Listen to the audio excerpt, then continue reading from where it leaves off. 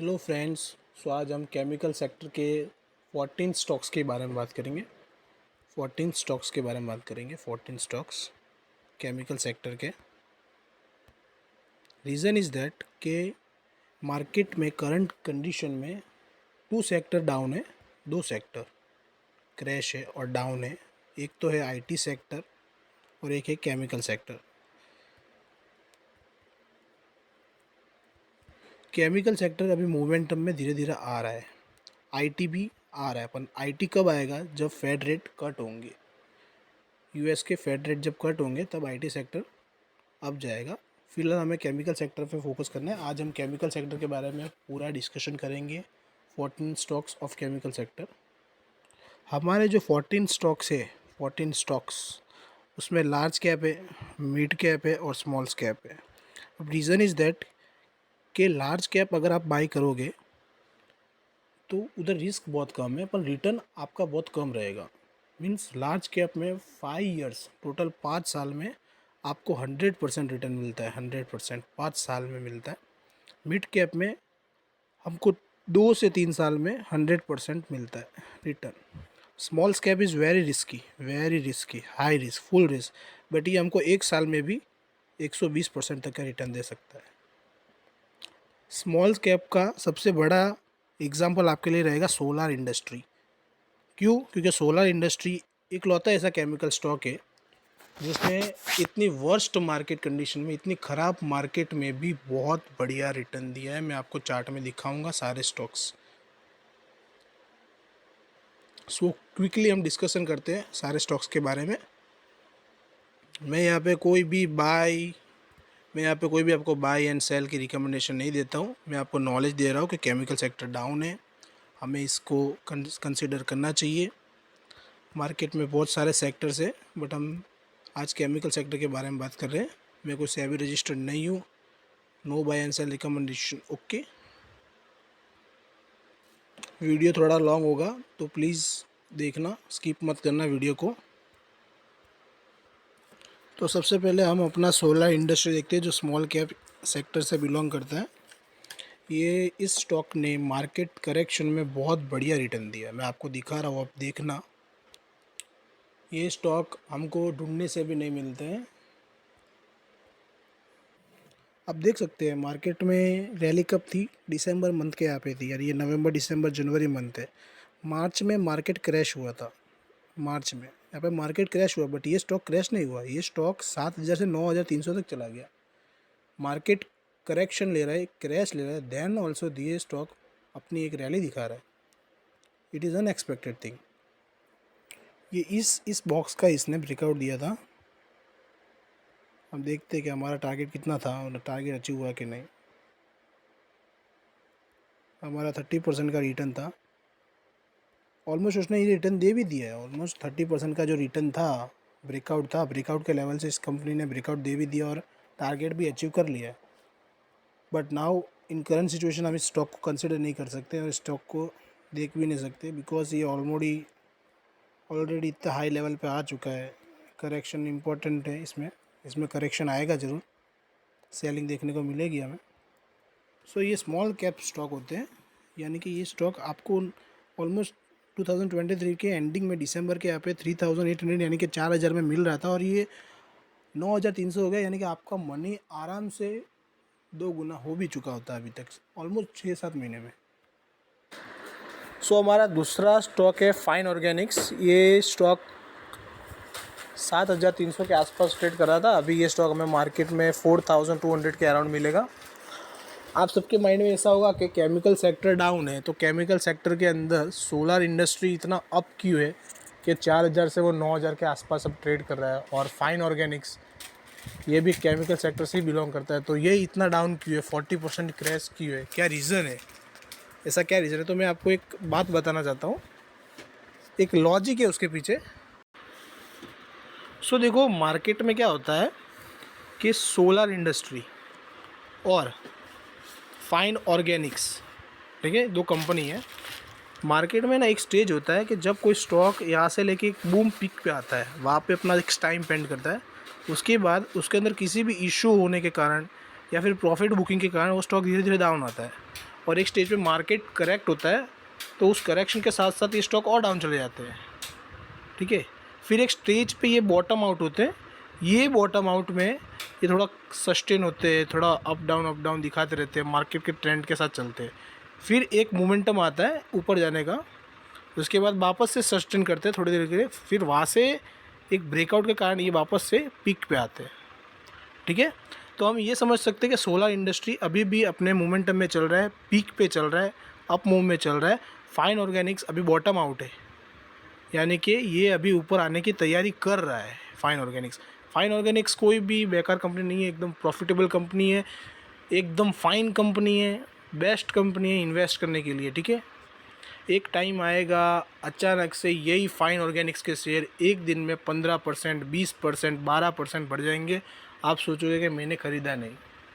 Okay, अब आगे के स्टॉक के बारे में बात करें। अब आपके माइंड में होगा कि फाइन ऑर्गेनिक्स हो गया, सोलर इंडस्ट्री हो गई, ये स्टॉक तो बहुत महंगे महंगे हैं, 4,000, 8,000, 9,000, हमारी इतनी कैपेसिटी नहीं है। तो मेरे फ्रेंड्स, मैंने आपके लिए एक स्टॉक ढूंढा है, जो आपके लिए है 200 के समथिंग है। ये भी केमिकल सेक्टर से बिलोंग करता है, ये डिविडेंड भी बहुत अच्छा पे आउट करता है। फ़िलहाल में इसने डिविडेंड पे आउट किया था। ये देखिए, ये स्टॉक जो कैस्ट्रॉल है, ये बॉटम आउट होके ब्रेकआउट दे चुका है, ऑलमोस्ट ब्रेकआउट दे चुका है।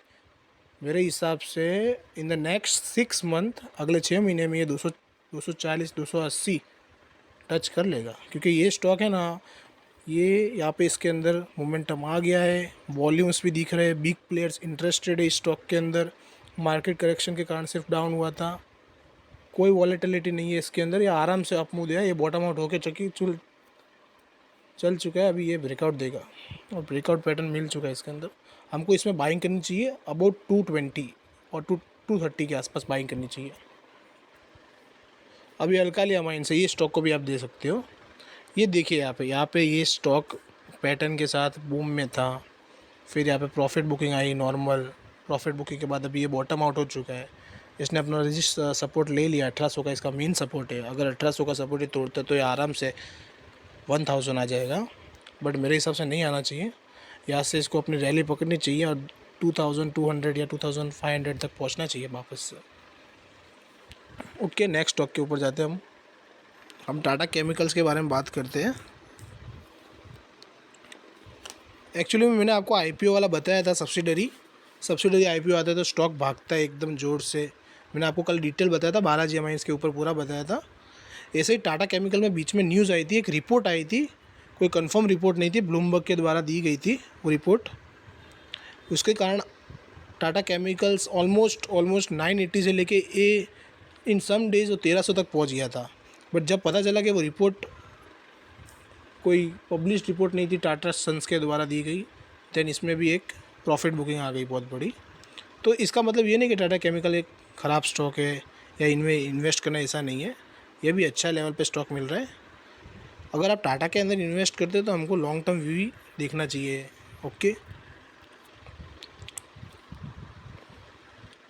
और स्मॉल कैप और मिड कैप में तो रीज़न भी ये है कि मिड कैप और स्मॉल कैप के इंडेक्स अभी डाउन ही मिल रहे हैं अपने को देखने को।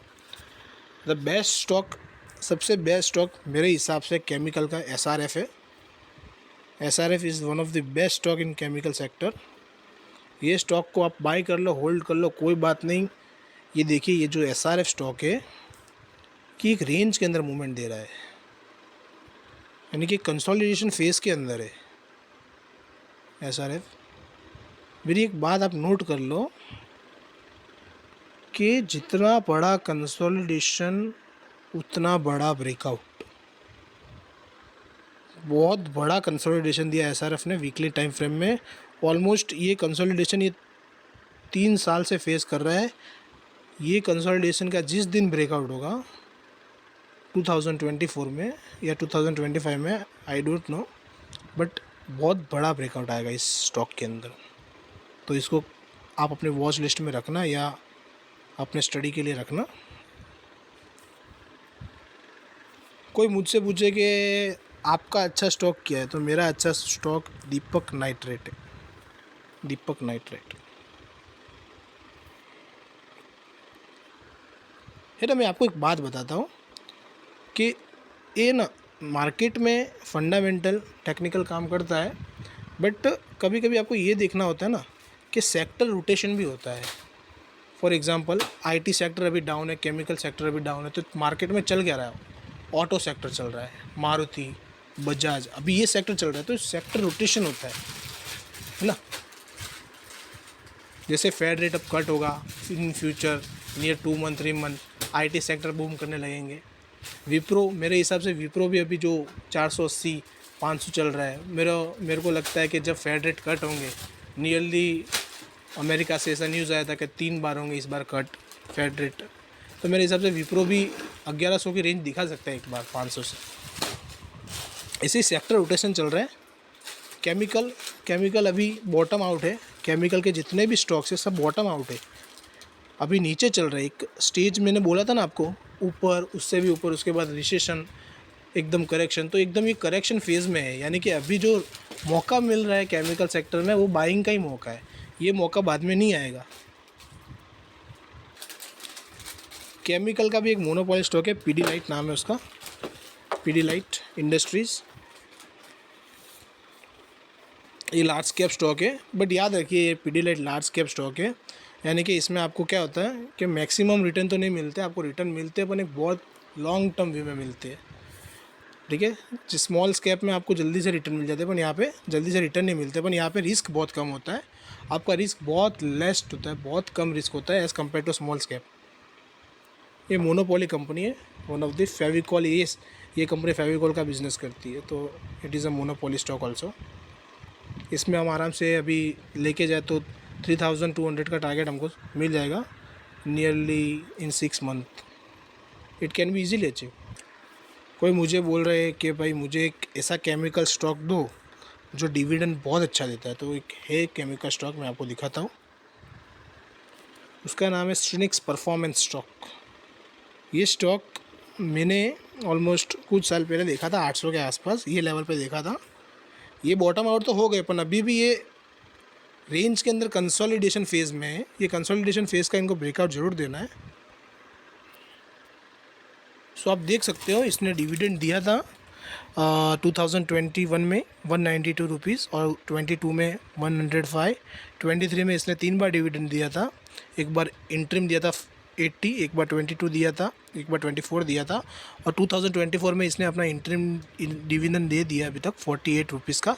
सो ये एक स्टॉक है जो केमिकल सेक्टर से बिलोंग करता है, पर थोड़ा रिस्की स्टॉक है, बट ये डिविडेंड बहुत अच्छा पे आउट करता है। So for the dividend if you want कि मैं एक स्टॉक ले लूँ और उसको अपने पोर्टफोलियो में एज इट इज़ रख दूँ लार्ज क्वांटिटी में, तो ये स्टॉक डिविडेंड के लिए बहुत अच्छा स्टॉक है। टेक्निकल व्यू भी इसका देख लेते हैं हम, टेक्निकल क्या दिखाता है।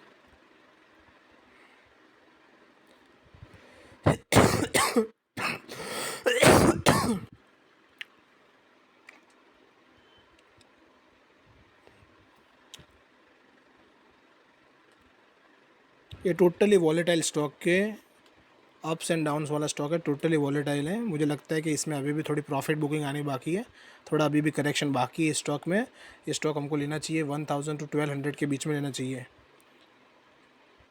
अभी भी थोड़ा करेक्शन बाकी लग रहा है इसके अंदर, little bit risky, but dividend के हिसाब से ये स्टॉक बहुत अच्छा है। आरती इंडस्ट्री, ये स्टॉक भी बहुत अच्छा है। आई कैन चैलेंज यू कि ये स्टॉक 900 आ जाएगा, बहुत जल्दी आ जाएगा, क्योंकि ये बॉटम आउट होके एक रेंज के अंदर से कंसोलिडेशन फेज़ को बाहर निकल चुका है। ये आ जाएगा 900 आ जाएगा आराम से। आने की रीज़न क्या है? आने की रीज़न ये कि आरती इंडस्ट्री अपने फाइनेंशियल्स को ऑलमोस्ट स्ट्रॉन्ग कर चुकी है, और इसमें यहाँ पे वॉल्यूम्स देखने को मिल रहे हैं, देखिए, यानी कि वॉल्यूम्स देखने को मिल रहे हैं, यानी कि big player HNI category high net worth वाले इसके अंदर इंटरेस्टेड है ये स्टॉक के अंदर। बस खाली एक बार जब ये 780 to 800 के पास आएगा, तब एक बार ये रिटेस्ट करेगा, तब एक बार ये टाइम स्पेंड करेगा एक रेंज के अंदर, बस उसके बाद ये 900 का टारगेट अचीव कर लेगा। तो ये स्टॉक को भी आप देख सकते हो ऑलमोस्ट 40% क्रैश है, नवीन फ्लोराइन इंटरनेशनल।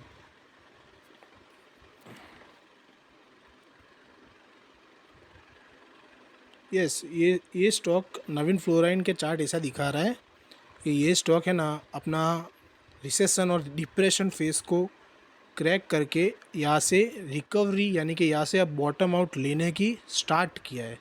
यानी कि यहाँ से हम ऐसा एक्सपेक्ट कर सकते हैं कि यहाँ से अब नवीन फ्लोराइन और नहीं गिरेगा। ठीक है,